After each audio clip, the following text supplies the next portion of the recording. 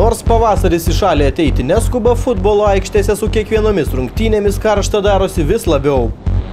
Per pastarąsias 2 rungtynes iš 6 galimų taškų tik 1 iškovoję ekraniečiai mače su Atlantu teisės suklupti neturi. Panevėžiečiams kaip oras reikalingi 3 taškai ne tik padėtų pakilti iš 4-osios vietos turnyro lentelėje, bet ir reabilituotų komandos psichologinę būseną po nesėkmingos atkarpos. Po 6 turų turnyrinės lentelės viršuje grūstis, o 1 ir 4 vietas teskiria vos 2 taškai. Būsimas ekrano varžovas šiemet ambicijų nestokojantis Atlantas šiuo metu iškopėsi 1 poziciją.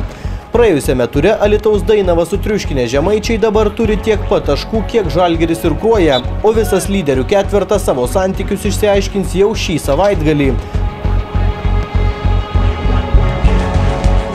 Panevėžio Krano ir Klaipėdos Atlanto vyrai ginklus jau galanda. Kas mūšiui pasiruošė geriau, pamatysime šį šeštadienį.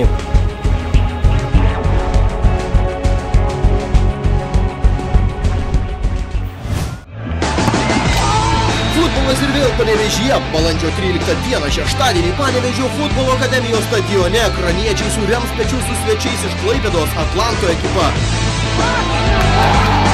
Ateik ir palaikyk mėlynai raudonus. Rungtynių pradžia 14 valandą.